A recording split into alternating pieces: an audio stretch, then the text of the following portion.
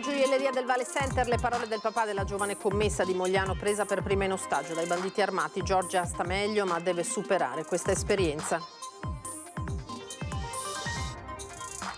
In un video è il momento in cui la collega di Giorgia si offre coraggiosamente come ostaggio al posto suo, lasciando che i banditi liberino la ragazza sconvolta. Ed è caccia alla banda, gli investigatori battono 3 piste, Giostrai, Banda dell'Est, comando dal sud Italia, telecamera al setaccio, racconto di una testimone, ero a pochi passi da Giorgia, ho guardato negli occhi il bandito. Dagli esercenti ai negozianti del Vale Center il difficile ritorno alla normalità, c'è chi si chiede come si sarebbe comportato se si fosse trovato al posto delle commesse. Una manovra errata nei lavori sul tetto dello stabilimento di Poste Italiane a Padova causa esalazione di gas nel sistema di condizionamento dell'aria, provocando malesseri ai lavoratori, l'episodio denunciato dalla CGIL.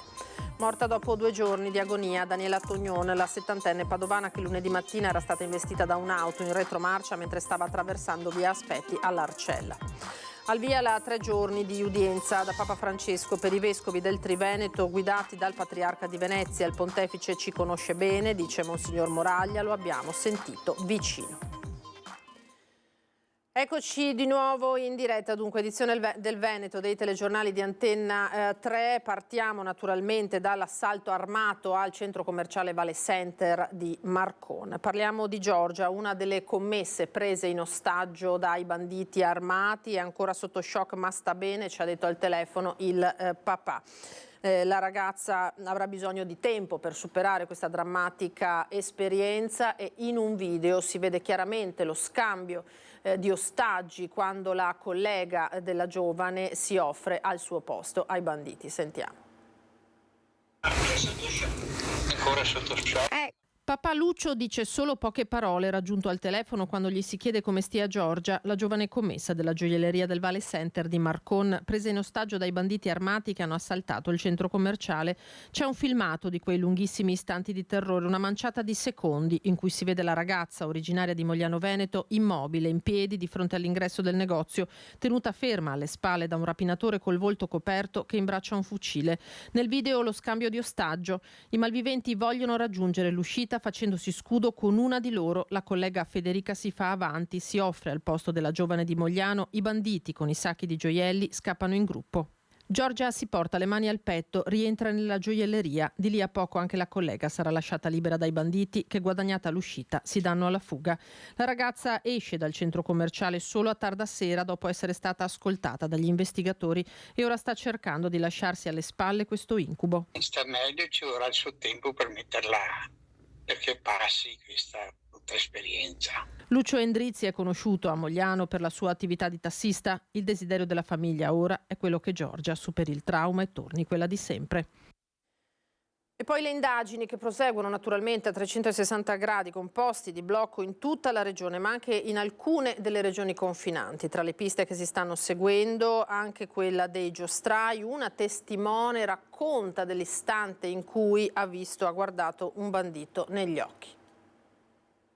Mi sono abbassata giù a terra subito e quando mi sono alzata l'altra volta l'ho visto già un po' più vicino e sono uscita qui pieno alla terra. Mi sono uscita fuori per nascondermi in un negozio, altro negozio. Per una frazione di secondo Irina, che lavora nel banco di dolci accanto alla gioielleria del Vale Center di Marcon, presa d'assalto dai banditi, ha visto negli occhi l'uomo che ha tenuto in ostaggio Giorgia e poi Federica, ma nonostante fosse pietrificata è riuscita a fuggire.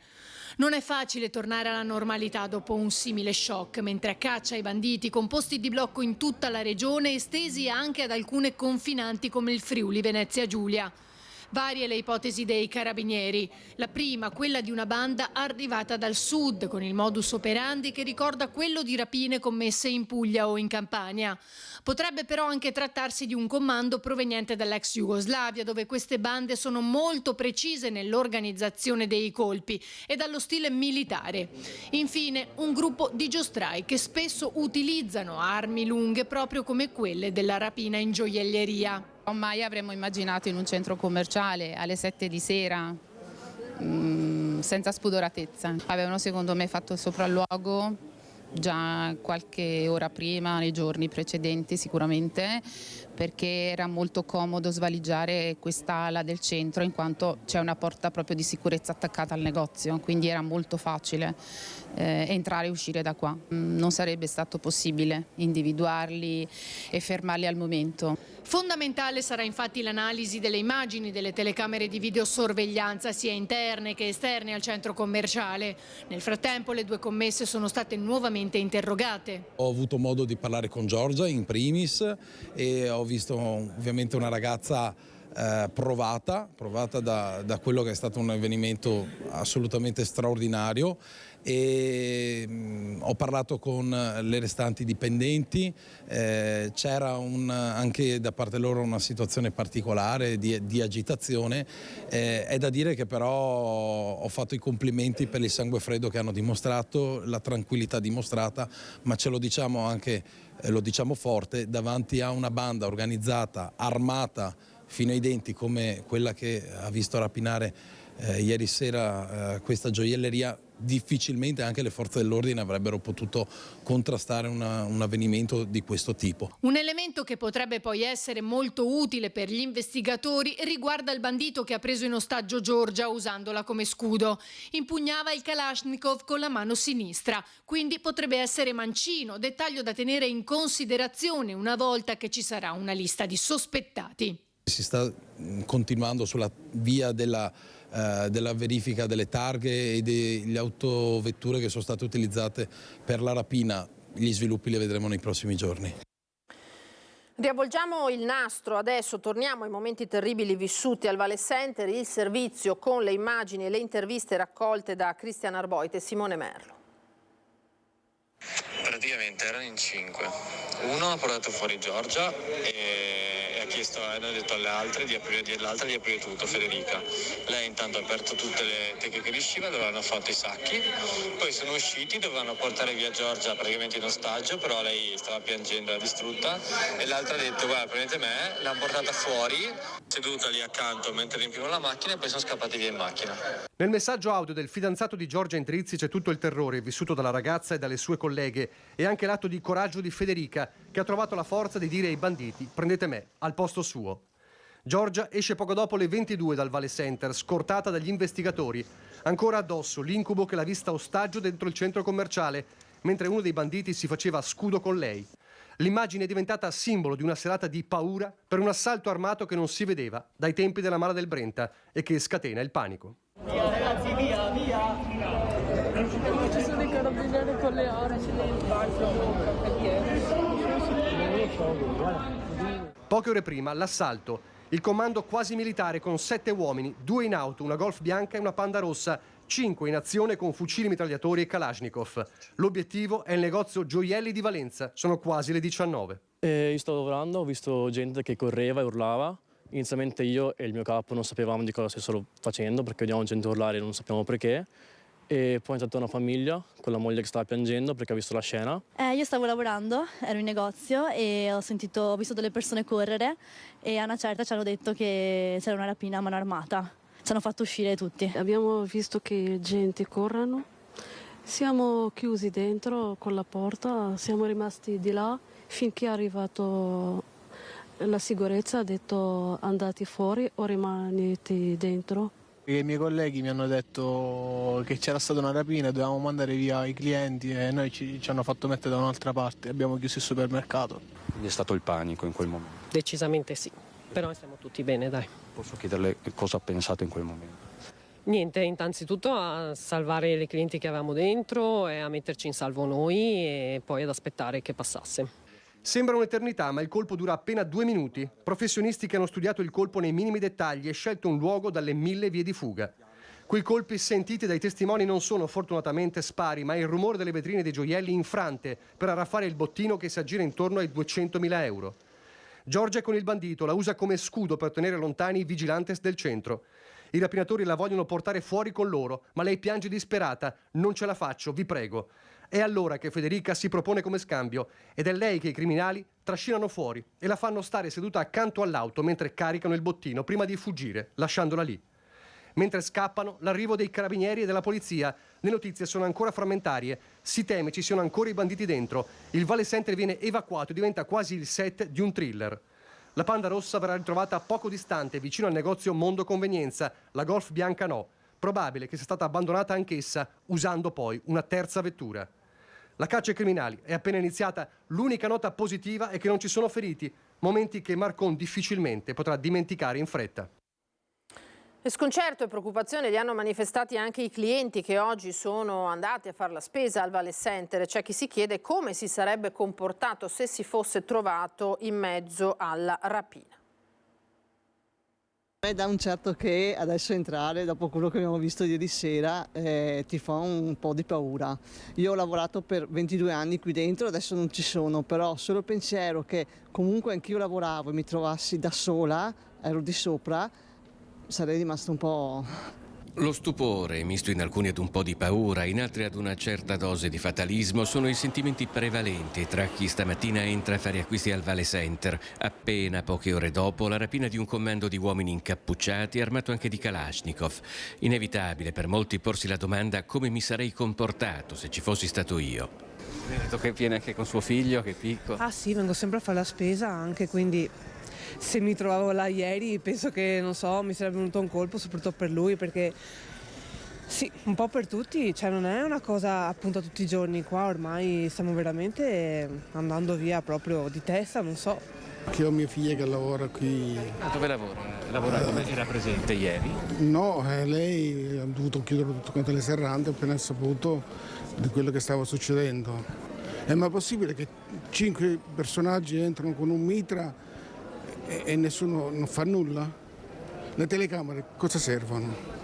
Il genitore è più preoccupato Molto preoccupata, perché ieri sera fin quando la cosa non si è risolta io ero preoccupatissimo. Non è che ho dormito molto questa notte, avevo abbastanza risvegli, quindi sì, non ho dormito molto, però d'altronde bisogna anche superarle certe cose purtroppo, nel senso sicuramente ti resta per un bel po' il trauma, però poi non è che ci siano tante alternative. Non ci sono alternative. L'immagine degli uomini incappucciati e armati ha scioccato tutti, ma nonostante questo bisogna anche sforzarsi a rimanere sereni. Con che spirito si torna oggi qui a fare la spesa? Beh, con lo stesso spirito di prima, non è cambiato niente. Una cosa del genere però non era mai capitata. No, qui no, che io sappia no. Quindi non è preoccupata? No, abito anche qua vicino, non è che in zona. È più preoccupato adesso? Un po' sì, un po', però non tanto, ecco, però comunque è sempre sorvegliato, non so come mai, non capisco proprio. Ma c'è sempre stata un po' di queste cose qua, comunque faceva gola, si vede che qualcuno ci ha pensato. Ci raccontano che in genere qui non c'è tanta gente durante le mattine delle giornate feriali. Curiosamente oggi ce n'è di più. Infatti io ho sentito dalla gente che hanno detto questa cosa ma magari la gente è anche curiosa. Adesso ci fermiamo per qualche istante di pubblicità dopo questa ampia pagina dedicata a Marcon e ritorniamo tra poco con altra cronaca.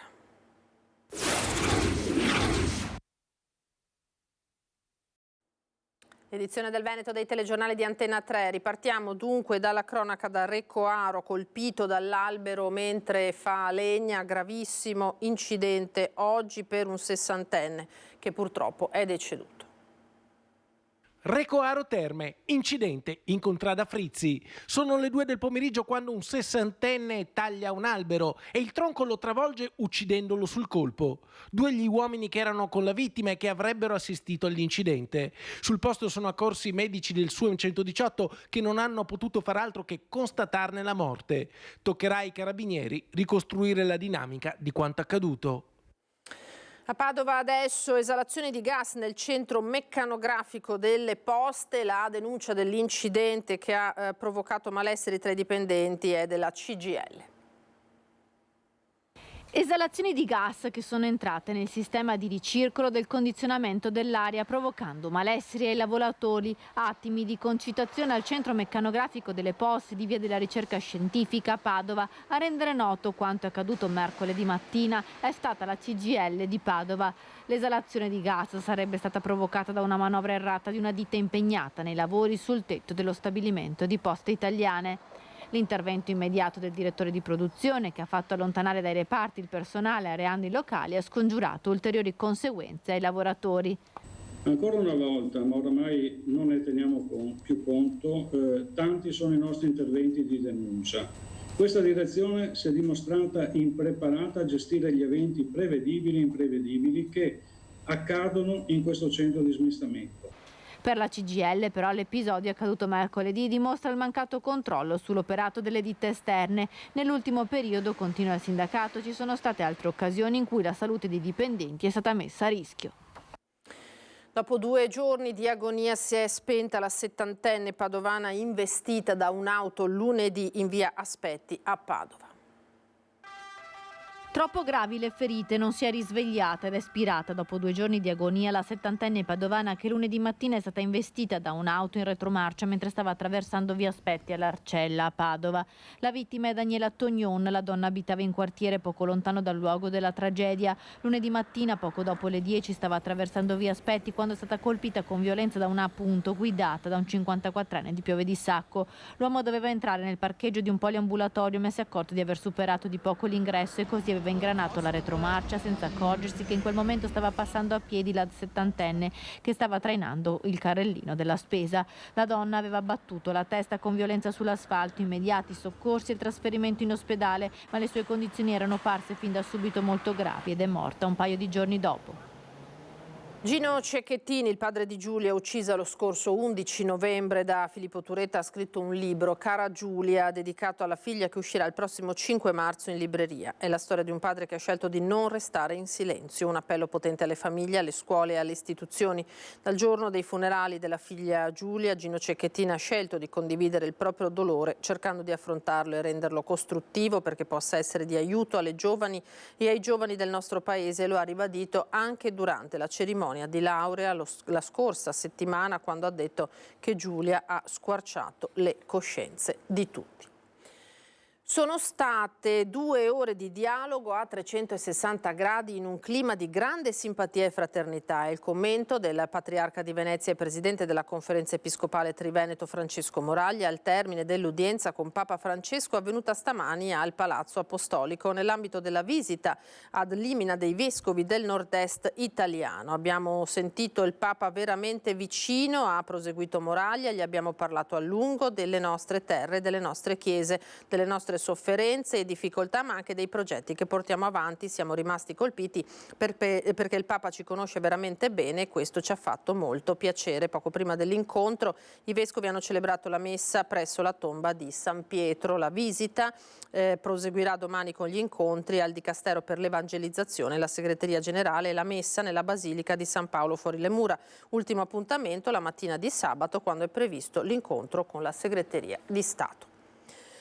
Cambiamo decisamente pagina, siamo al Carnevale perché c'è stata una grande festa ieri in Viale Roma a Vicenza per la sfilata dei carri allegorici che apre di fatto il Carnevale vicentino.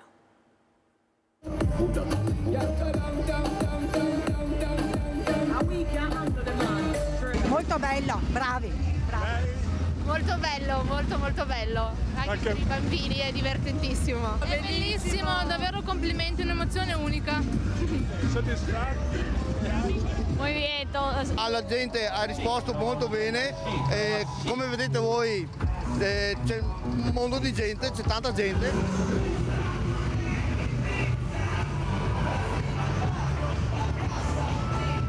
Questa non è Ibiza, ma è Vicenza, vestita in tanti modi, ora da astronauta, ora da bambino sognatore, ora da Venezia con le sue dame e i suoi dogi. Noi siamo l'associazione Carnevale che Passione di Rossano Veneto in provincia di Vicenza e quest'anno rappresentiamo un carro sui sogni, desideri, tutto quello che può racchiudere i bambini, i sogni dei bambini, quel filo diretto tra realtà e sogni. Rappresenta un mondo diverso adatto ai bambini, per cui c'è un grande bambino che sogna a cavallo di una luna. Noi siamo il gruppo di Musestre di Roncade, rappresentiamo Venezia. La festa del Carnevale vicentino ha aperto i battenti ieri pomeriggio in Viale Roma con la sfilata dei 7 carri allegorici che hanno animato la città insieme alle maggiorette di Caltrano, centinaia di figuranti, magia, fatine ed esibizioni. Tanta gente e mi sto divertendo. Bravissimo Vicenza a fare queste manifestazioni. Guai se manca gli alpini.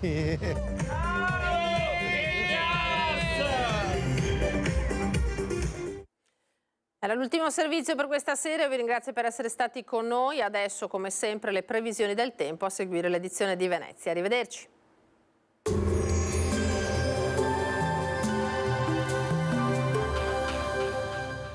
Cooperativa Agricola Volpago offre carni fresche e selezionate di prima qualità, senza uso di antibiotici, direttamente dagli allevamenti locali dei nostri soci allevatori. Bentrovati al meteo.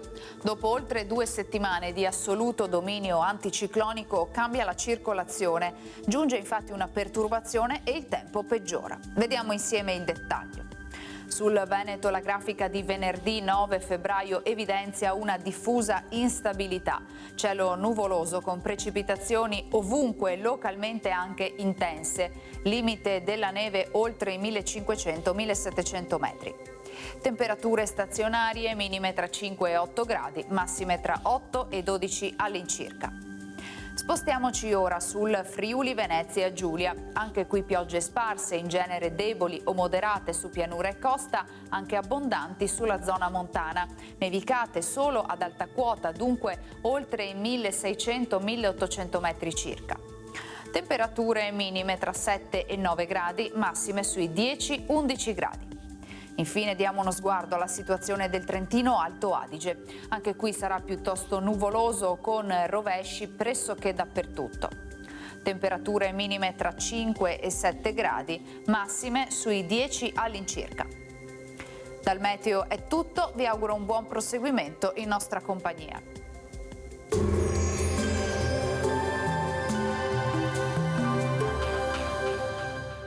Cooperativa Agricola Volpago offre carni fresche e selezionate di prima qualità, senza uso di antibiotici, direttamente dagli allevamenti locali dei nostri soci allevatori.